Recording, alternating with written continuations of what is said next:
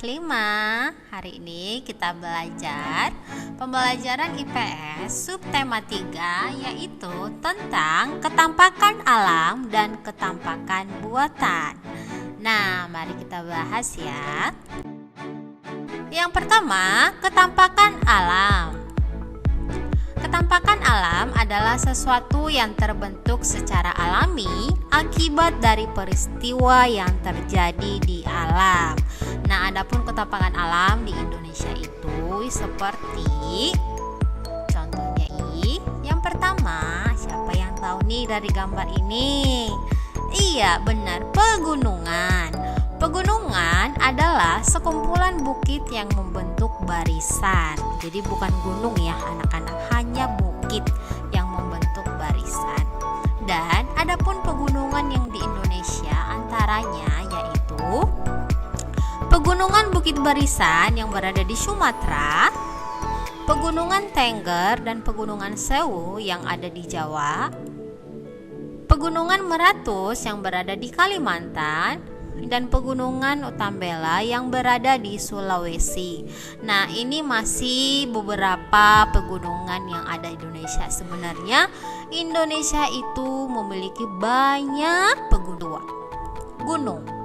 Gunung adalah bukit sangat besar dan tinggi. Dan adapun gunung tertinggi di Jawa yaitu Gunung Semeru, Gunung Kerinci di Sumatera, Rantai Kombala di Sulawesi, dan Gunung Puncak Jaya Wijaya yang merupakan gunung tertinggi di Indonesia yang letaknya di Papua. Nah, ini merupakan Gunung Kerinci anak-anak, dan ini merupakan Gunung Semeru, dan ini adalah Gunung Puncak Jaya Wijaya. Nah, ketampakan alam yang ketiga yaitu Tanjung. Tanjung atau semenanjung adalah daratan yang menjorok ke laut. Nah, adapun tanjung yang ada di Indonesia salah satunya yaitu Tanjung Ujung Kulon yang berada di Jawa Barat. Nah, ketampakan alam yang keempat yaitu sungai. Sungai adalah aliran air yang besar yang terjadi karena alam ya. Dan adapun sungai besar yang ada di Indonesia yaitu Sungai Musi di Sumatera, Sungai Bengawan Solo yang terpanjang di Jawa, Sungai Kapuas yang berada di Kalimantan, dan sungai yang ada di Papua yang paling panjang yaitu Sungai Memberamo ya. Nah, anak-anak, siapa yang pernah singgah ke Jembatan Belerang di Batam? Nah, itu merupakan Sungai Musi di Sumatera ya, dan Sungai Bengawan Solo. Dan ini merupakan Sungai Kapuas. Terakhir, ini adalah sungai terpanjang di Papua, Memberamo ya. Nah, ketampakan alam yang kelima yaitu danau yang merupakan genangan air yang sangat luas yang dikelilingi daratan. Nah, adapun danau terbesar di Indonesia siapa yang tahu? Danau Toba yang merupakan danau yang ada di tengah-tengah Pulau Samosir.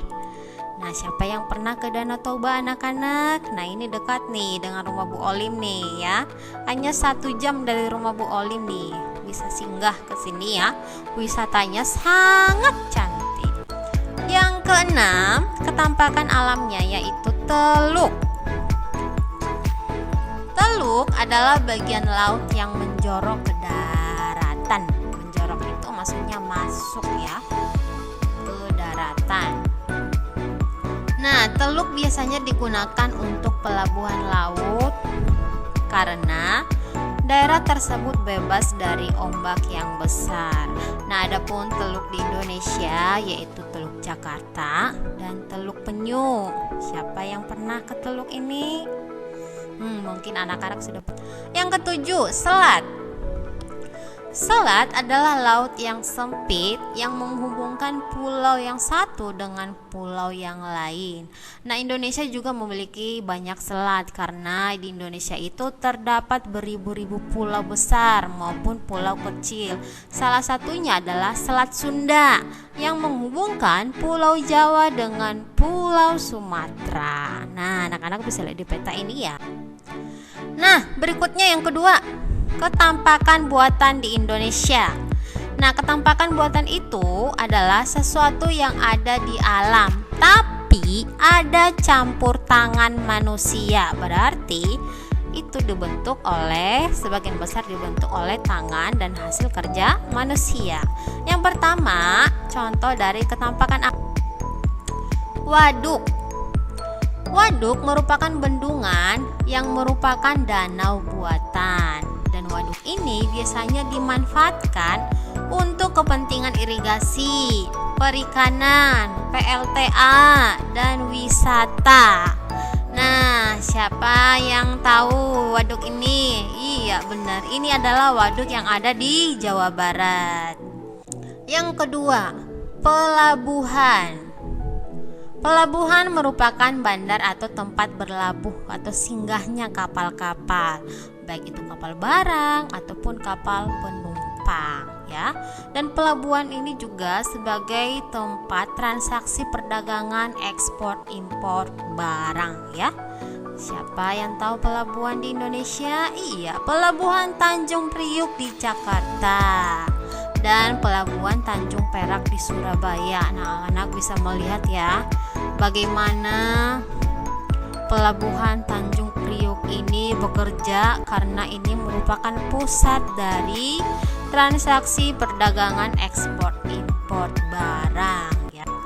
Yang ketiga, kebun binatang, dan ini merupakan salah satu ketampakan buatan yang tempatnya disengaja dibuat untuk melestarikan hewan dari kepunahan dan mengembangbiakan hewan. Dan kebun binatang ini biasanya dibuka untuk wisata maupun tempat rekreasi masyarakat umum. Salah satunya yaitu Taman Ragunan. Anak-anak, siapa yang sudah pernah ke Jakarta? Ya, pasti ada nih semua ya. Yang keempat, bandar udara. Nah, bandar udara adalah tempat yang sengaja dibuat untuk tempat landasnya pesawat yang merupakan transportasi udara ya.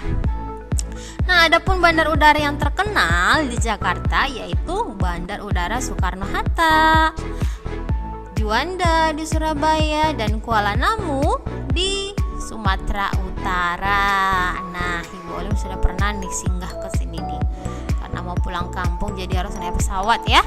Yang kelima, perkebunan. Perkebunan adalah area yang sengaja dibuat untuk ditanami tanaman industri seperti kelapa sawit, kopi, teh, coklat, karet, kelapa, tembakau, tebu, dan lain-lain. Nah, cantik ya anak-anak kebun tehnya. Waduh, kebun tembakaunya juga. Ini juga ya, Indonesia begitu kaya. Dan yang terakhir, ketampakan buatan yaitu kawasan industri atau pabrik, di mana daerah ini sengaja dibangun untuk lokasi usaha dalam lingkup besar seperti pabrik ya. Dan biasanya pabrik itu dibangun di daerah yang jauh dari permukiman penduduk supaya polusi dari pabrik tersebut tidak mengganggu kenyamanan penduduk ya. Dan pabrik itu macam-macam anak-anak, mulai dari pabrik sandang sampai pabrik pangan, makanan, peralatan ya, alat elektronik, transportasi, semuanya. Jadi anak-anak, jika disimpulkan dari Sabang sampai Merauke, negara Indonesia ini kaya akan ketampakan alam dan ketampakan buatan. Oleh karena itu, kita sebagai warga negara Indonesia yang baik harus dapat menggunakan, memanfaatkan, melestarikan, dan menjaga ketampakan alam dan buatan tersebut dengan baik, dan itu merupakan salah satu bentuk rasa cinta tanah air kita kepada negara Indonesia ya. Penjelasan dari Ibu Oli, semoga anak-anak dapat memahaminya dengan baik ya. Terima kasih.